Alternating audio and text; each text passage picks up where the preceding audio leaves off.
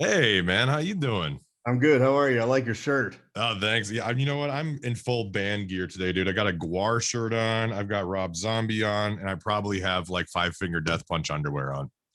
You know, Yeah, I didn't even know they made that. anything's possible, man. I mean, well, Jeremy, how's it going, man? Okay, now before we get started, I get to give you this moment when I started in radio back in '07, but maybe around 2009 or 10, you were obviously hanging out in Five Finger Death Punch still, and you were my very first interview ever with Chris Kale in my radio career. Dang, man. So that's almost like losing a bet for you, huh? That's like the worst. Damn it, that one guy was the first time. What the hell? Yeah. And then there was another time that this is the only time I've ever done this where I interviewed you and Jason in your hotel room in Grand Rapids, Michigan. Yeah. Oh, okay. I know you've done like 1,000 interviews, and I know that, but it's just like to those two, I'm just like, yeah, I've interviewed Jeremy there, and then one time I'm like, so Jeremy Spencer is the man that cracked the egg, man. That you're the first one to make this all kind of start off for me, so I appreciate that. Full circle, man. Yeah. Yeah, dude. Well, what we're kind of doing here, man. I mean, we've got this thing as we call a coffee in quarantine, where we sit, we drink coffee. I left my coffee in the room, go figure. But where we just kind of just shoot the crap, man, and just see what's going on in the life of hanging out in this brand new, wonderful thing you've got going on called psychosexual. Cool, man. Thanks for doing this. I appreciate it. Let me turn off this email buzzing here. Here Oh we yeah, go. I was about to say you playing like PC games or something like that, like No some. way. That'd I be don't have time cool. for that stuff. Yeah. See, I try to have time myself. I'm a big video game. Like this half of this arm right now is full of video game tattoos. And I had I have an almost 4 month old kid coming here. And it's like I just found out I'm like, I don't have time to play games. I try, but it never happens.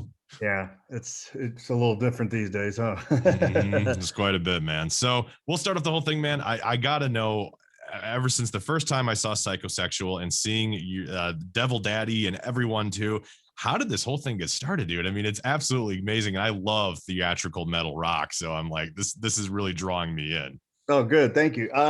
It started, I was just making songs in my upstairs bedroom studio, and Mm, it was kind of more synth based stuff like 80s new wave, yeah. Gary Newman. And I would just sing on it and I would listen back and I was enjoying doing that. But I was like, man, I kind of miss darker elements of heavy rock. And I Hmm. kind of want to put a band together and do that. Hmm. So but I was like, well, what's this dude going to look like? Because Right. I don't want to stand up there as myself and sing just being a normal guy. We've seen that, you know, Mm, not that I'm normal, but you know what I'm yeah. saying. Right. And I decided, hey, I've never seen a devil frontman Mm, ever. So yeah. why not? Let's go with that because I wanted to do something that we hadn't seen a million times. That the imagery is fun to look at and stuff like that. I mean, I've always been kind of intrigued by dark imagery, and Hmm. so it just seemed that would work. So I started developing the makeup process, and Yeah. it was really tough. It sucked. It took like 6 hours the first time, and I was like, "This will never work. I can't do this." But now we Yeah. got it down to slightly over an hour. Slightly over an hour of just hanging So out doing that thing, man. it's at least that's tolerable. Hmm. Much more than that, that's probably pushing the boundaries of insanity a little bit. So, but it's cool. It just took a lot of trial and error. Yeah. But I like the way it looks, and it's fun to get up and dressed up in that character and think up as the craziest things I can possibly think up. Yeah. Yeah, I mean, it's definitely, I mean, when you think about theatrical rock, and again, I fall under that world because again, I'm wearing a Guar hoodie and a Rob Zombie shirt, so theatrical rock, Kiss, and all those guys. So seeing you kind of come up with this concept and putting on this makeup is really kind of cool to see. And you said it takes about what? You almost have about an hour and a half or so of putting on the makeup, right? Yeah, and Okay. then So, taking it off, it sucks too because you're you gotta right. it's all adhesive and you gotta remove it and then remove all the airbrush paint, so that's another Hmm. 45 minutes to an hour. Now, do you do this yourself? No, I have help. I can't do it Okay. by myself. I Uh, mean, the even the taking off part I can't do by myself. So I was about to say, I'm like, it's really like the real devil is like yeah. here, and clearly he is, obviously. But you know, I mean, it's just so like movie grade. Like you would see that like in a film, like Jim Carrey as the Grinch or something. Exactly. Yeah. I mean, and sometimes it felt like that long of a process figuring it Mm, out as we were going, and I was like, yeah. man, this is going to be too much. But now it's doable, and I think it turned out cool. I've even tried having masks made, but it Hmm. doesn't. It looks like a mask. It doesn't work. I need to be able to have the expression. That's why there's a Hmm. prosthetic piece, and then the rest is airbrush. Yeah. Oh my So gosh, that's because I nuts, want to man. still be a person. I don't want it to just be a mask where you can't see expression. So Yeah, right, right. And you know, and prosthetics and makeup has come along so far, some from being like in a B movie like Dawn of the Dead or something like that, and to where it's at now. And it looks like real intense quality stuff. And that's when I look at Devil Daddy, I'm like, damn, how do I do that? Like I gotta figure out how to do that myself. well, you need to have a lot of patience, and Mm, it can get a little costly too. So yeah, I you can make sure imagine. you really want to do Right, it. right. So, you know, when I see like theatrical performances like Kiss, for example, you know, I think that if I remember it, that's one of your favorite bands, if I'm correct, right? Oh, my favorite. Yeah. Okay, thank you, thank you. Okay, so we're gonna go Kiss nerd on here for a little bit at some point because Okay. right with you, my man, right with you. So they put on the clown white and everything like that, and they get pretty sweaty in those and the makeup and stuff. So I'm guessing in your case too, when if you're performing live and such, the sweat probably isn't affecting. And I imagine, does it get pretty hot under those prosthetics and everything? Yeah. Well, I eliminated wearing a bald cap. Oh, That's where all the heat was gathering, and then the mm, sweat would come out. But I just shave my head now and airbrush my head, and it's much easier. And it right. saved probably an hour and a half worth of time. But yeah, I still sweat quite a bit. It's not as bad as with the ball cap though. At least Yeah. you know, um, this is tolerable, but Hmm. I'll probably still need to have like industrial fans up there by the monitors blowing on me just to help me get through it. But Just to keep it, yeah. yeah, it'll be cool. It'll be fun. Yeah, man, absolutely. So obviously with COVID keeping everything down, trying to get us out into be in venues and festivals and such. So if I in going back to where psychosexual began, and then I remember someone telling me about how you kind of took the stuff down just to kind of bring it back up and be like, okay, if we're gonna do this, man, we're gonna do this psychosexual thing the right way and get it out there and get people moving. So do you have any kind of touring plans yet or anything kind of like that coming up? We've been in talks to do some touring, and I Mhm. don't know if it's going to happen. I Right. certainly hope it does, but I know there's some one-off shows that Mhm. are scheduled to happen, and that's like in October. Yeah. If there's no touring, then at least we get to do some shows, and then of course we'll tour next year when everything's back open. But we're definitely in talks right now. There's nothing that I can say this definitely happened in this date. I don't have that info yet, but we're Yeah. working on it. Yeah. It's such a bummer, man. I mean, and you know, as a touring musician yourself, I mean, just seeing this whole COVID thing come down last year and really tear us down, and from the music and stuff like that. I mean, it hasn't been easy. I imagine it hasn't been easy for musicians like yourself dealing with this whole situation. Well, I kind of just looked at it as, well, you can't do anything but make music. So let's Hmm. just write and record as much as we can. And that's all we've been doing the whole time. And Yeah. I mean, to be honest with you, we just finished album 5. That's how far along we are. Holy crap. Yeah. I mean, Wow.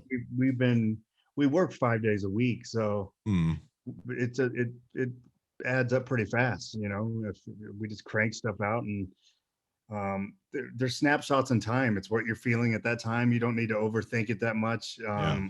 It's you you do one, you do another one. It's Yeah. You just keep you know kind of churning it out, man. I mean, especially that's being kind of stuck in quarantine, if you want to still call it that at this point. I mean, you're just at this point, you're in your mind and you're writing and writing and writing. And then when you're out and ready to go, it's like you're loaded, you know, it's like you already have this big backlog.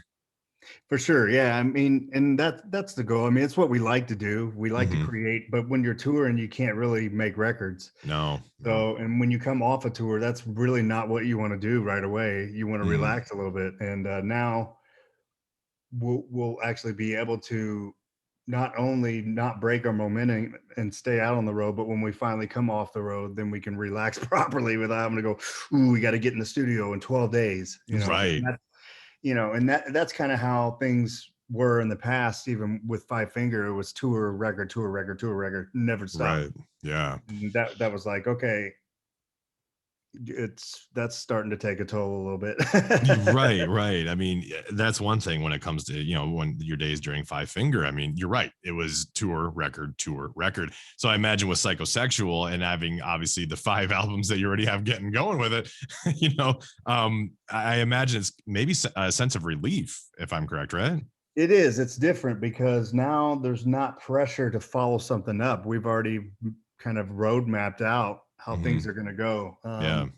You can custom tailor them a little bit as we need to, but for the Right. most part, the plan is set already, and I'm hoping to release 2 albums a year like Kiss did in the '70s because nobody does that anymore. No. A lot of people do singles or a record every year or two. Mhm.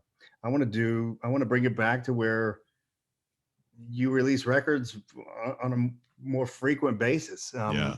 It's fun. And people's attention span it's so short. They just want to consume, consume, consume. Even Mhm. in Death Punch, we'd release a record, and the next week they're like, "Cool, when's the next one coming?" I'm like, "Why don't you make the record?" Yeah, you go out there and write and tour and do all the stuff. Yeah, I mean, it's not that easy. Mhm. Not complaining, but the reality is, it just to put records together, it takes quite a bit of doing, and it's just funny how people don't even take that into account. They're like, "We dug that. What's next?" It's Yeah. like, okay, well, now I can do that. I can put out 2 a year, and I'm sure still people, there'll be people that go, well, "What's next?" I'm like, "Well, just put 2 out this year." Or there may be people like, "That's too many, your band sucks. How about don't release any music?" Whatever. Right, yeah.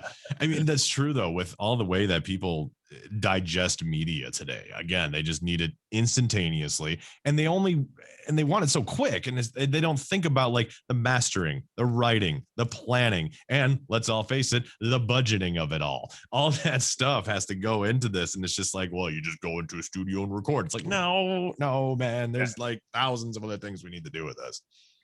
Yeah, it's pretty involved, and I get it. I mean, since stuff has become available at your fingertips for little to no cost, why Right. wouldn't people want more? They're like, "Well, I Hmm. already went through all 12 of those. What else can I get?" Yeah, man. So I get it. But even the cool thing that I've learned with this quarantine and all that stuff is that what we're able to, you and I are doing right now, like back in the day we would be sitting on the phone and like we're doing a phoner, man, we're talking on the phone, we're on the phone with this guy, and now it's like, now I can see you, I can see you Yeah, on that's this cool. thing. you know And it's like, and either that or having to come into a station, Hmm. like there would be, you have to coordinate the time. You have to get the runner to pick you up, bring you in. Like this is almost kind of a blessing for everyone. Now it's just Yeah. like, "Hey, what's up, dude?" And like that. Yeah, You we're click a link instantaneous. and we're together. Yeah. Yeah, it's crazy, especially, and I've loved this part of it. I just want to get back to a damn show at this point, though. I'm like, get me to a damn show, man. Oh my gosh. Dude, Ugh. I saw Yngwie Malmsteen live like 2 weeks ago here in Vegas. He did a live What? stream show, and Awesome. he had a limited live crowd, and we each had a table. So, and they Hmm. were socially distanced. So I was just with my girlfriend seated at a table Yeah. watching the master shredder of life Mm. kill it was amazing. And nobody's moshing, elbowing you in the freaking orbital socket. You're just sitting there, no phones blocking your Oh, view. that's my favorite part right there. I'm like, if shows can be like this, I might start going to shows again. This is awesome. Just enjoying with my nice tea on tea, and there you go. Yeah, man. I mean, I think for the bands it might be weird, but Mhm. the crowd, that rules. Just you're split apart, and Yeah, everyone's got their space. That's pretty nice. and you don't have your like the other guy's sweat on you, or the guy that just decides to dump a beer on you. It's like, really, man, come on. Yeah, the drunk dude that, Yeah, there's yeah, always right in that your, guy. always that guy. There was even the guy at that show, but I Of moved up like course. 2 tables. Yeah, I was like, fuck, man, this is That asshole at table 7. That guy's, we got to calm him down. yeah. He I'm might like, throw a dude. chair. Oh, I was laughing. I was like, to my girlfriend, I'm like, that guy yelling, do you think he's been laid since the first time he's heard Yngwie Malmsteen? There's no chance. Not with him acting like that. No way. he's had one too many Bush Lights, man. He's all ready to go. Bush Lights. Well, here, Jeremy, here in Iowa, it's all about them Bush lattes, from what I understand. Yeah. Yeah, that's right. And corn. A lot of corn in Iowa is what we do here. Oh yeah. But a psychosexual, I can't wait. So when are we going to get like the first? I mean, we obviously have stuff on YouTube and such, but album release plan idea? Where are you thinking? We were targeting May 14th, but it might be pushed back 2 weeks. So, but in May, by the end of May, you'll have it. I just don't know the exact date. We're still working on the date. Now, the ever so question, because I'm a physical media guy. CDs, cassettes, vinyl. What do you plan? Anything? Vinyl, CDs, and USB cards. Where cool. You just plug it in and then yank the WAV files off into your computer. So those 3 formats. I'd love the wonderful vinyl. Bring back. I mean, vinyl's back. I don't have to say bring back vinyl. It's been around now again for how many years? It's made its return, which is a beautiful thing. Yeah, I collect it. I buy a record every day at least. So I'm running out of space for my vinyl, but I love it. Yeah. So there'll definitely be vinyl available. The vocalist for I Prevail, Eric Vanlerberg, huge vinyl dude. He actually has a Instagram called, I think it's Eric Collects Vinyl or something like that. And he posts like one record that he buys every single day, any generation. It's just like, I'm assuming, I don't know how many records you have. How many would you think that, how many vinyl albums do you think you have? My collection's probably getting up. It's probably close to 500 now. I just started recently, but it's starting to come along pretty good. I'm assuming you have all the Kiss then, right? Oh yeah, for okay. Sure. Yeah. Now, do you have Kiss Alive 4, the symphony one, on vinyl? No, I don't have that one. I'm trying to think of what else I don't have. I also don't have Psycho Circus on vinyl. I need to get that too. They did re-release. They did like that whole re-release of all their vinyl albums, but they didn't re-release either Sonic Boom or Alive 4. And Sonic Boom you had to get when it was available, but Alive 4 they haven't repressed, and like that's the one that I am missing. I just need Alive 4. And you can find it probably for like $300 somewhere, but it's about like $300. It was a Hot Topic exclusive from what I understand too. I'm like, well, that's a good luck in getting that, man. Come on. Yeah, that'll be tough. All right. Well, so as a Kiss fanatic, when's the first time you saw those guys? I was supposed to go see him on the Dynasty tour in '79, but my parents wouldn't let me go, and I was devastated. Isn't that always the case? Yeah, and they're like, but you know what? We have tickets to see this band Hall and Oates. Oh, okay. And I'm like, what the fuck is Hall and Oates, man? I never heard of that. And but I went to that show, and it ended up being awesome. They were incredible. And then of course I was a Hall and Oates fan because they were on the radio growing up the whole time and just hit after hit after hit. Right. But I wanted to see Kiss. I didn't care who it was. So So I'm like, why do I have to go see Hall and Oates? But then I went there and I really enjoyed it. They were great. Mm-hmm. So you did not go to that Dynasty tour, right? No, I couldn't. So I didn't get to see Kiss until Asylum in '85. Oh, so you saw them pre or post makeup for at least the '80s. Yeah, and then I went to the reunion tour in '96, 3 nights in a row at the Forum, sold out. I went every night, so that was fun. Oh man, that'd be such an exciting thing. I mean, I still watch the video of them like performing "Shout It Out Loud," the music video when they were in Detroit Tiger Stadium, and just the amount of the crowd and the excitement and everything like that. I'm like, God, '96 would have just been so amazing to see those guys, the original guys, mind you. Yeah, it was pretty great. Yeah, man. I saw them 2003 Comerica Park in Detroit, but it was still Peter, Chris, Gene, and Paul, but Tommy Thayer just joined the band around that time. Oh, okay. So I never got to see the full original, so I am a little jealous of your 3-night stint hanging out with them at the Forum. Yeah, that was pretty cool. And we got to tour with Kiss in Europe for like 6 shows. Mm-hmm. So I got to stand on the side of the stage and get, PTSD by all the pyro that was going off. But it was cool because like in between songs, Paul would come over and talk to us like, how's it going, guys? I'm like, that's Paul. This is all I ever wanted. I know, even though we were talking to him before the show, this is Paul right here on the stage. Yeah, the full makeup and everything. I mean, cool. Gosh, that blow my freaking mind. And it's so funny because the crowd, they're there for Kiss. They don't care. It's like when you open for Slayer. They don't care who you are. It's about Right. Slayer. So it's Yeah. the same with Kiss. So we come out and we're all doing this fast, heavy stuff, and they're going, they don't get it. They don't Yeah. care. They're like, cool, when's freaking Deuce start, Yeah, exactly. I've always wanted to see a show across seas. I always feel like if here in America and then versus overseas, I feel like it's these two different vibes because like when I see a big band here in America, like that same band might not be as big in say like Italy or something like that. Right. So I always think it'd be fascinating. Like I'd be the guy out front, like freaking out, but everyone else in the country's like, I just this is the first time I've seen this band, no idea who it is.